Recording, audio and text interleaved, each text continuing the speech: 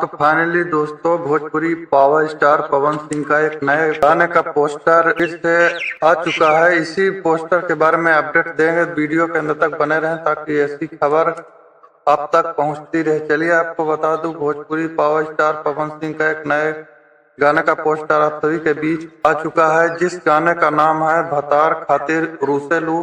गाने को लिखे हैं रोशन सिंह विश्वास और इस गाने में म्यूजिक दिए हैं सरगम आकाश, जो कि यह पावर स्टार पवन सिंह का गाना बहुत ही शानदार होने वाला है। और इस गाने में नजर आने वाले हैं रक्षा गुप्ता और इस गाने को गाए हैं भोजपुरी पावर स्टार पवन सिंह।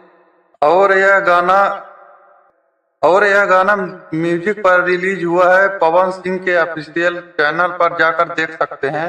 अगर वीडियो पसंद आया होगा तो लाइक, चैनल को सब्सक्राइब करते रहें। धन्यवाद, थैंक यू।